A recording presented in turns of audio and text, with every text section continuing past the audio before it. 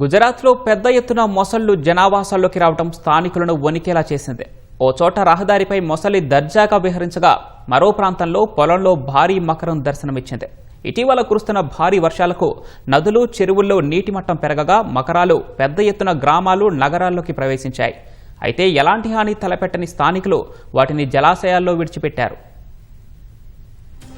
వడోదర నగరంలో భారీ మొసలి నడి రోడ్డుపై సంచరించింది. దాన్ని చూసిన స్థానికులు భయభ్రాంతులకు గురయ్యారు. కొందరు పరుగులు తీయగా మరికొందరు అక్కడే ఆగి దాని ఫోటోలు, వీడియోలు తీసుకోవడంతో రహదారిపై ట్రాఫిక్ కు అంతరాయం ఏర్పడింది.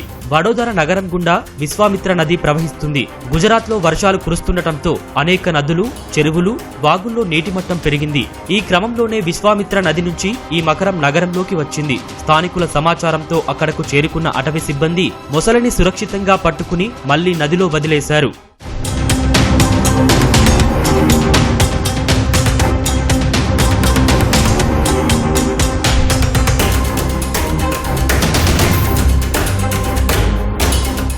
భరూచ్ జిల్లా హాన్సోడ్ తాలూకాలోని షేరా గ్రామంలో భారీ మకరం పంట పొలాల్లో దర్శనమిచ్చింది. మట్టిలో కలిసిపోయి ఏదో కదులుతున్నట్లు ఓ రైతుకు కనిపించింది. చుట్టుపక్కల వారికి విషయం తెలియడంతో అక్కడకు చేరుకున్నారు. మొసలిని ఆసక్తిగా తిలకించారు.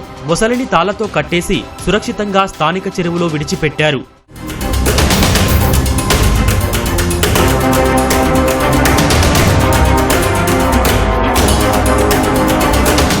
భరూచ్ జిల్లాలోని ఆమోద్ ప్రాంతంలో దదర్ నది వంతెన సమీపంలో పదుల సంఖ్యలో మొసళ్ల గుంపు కనిపించడం స్థానికులను వణికించింది.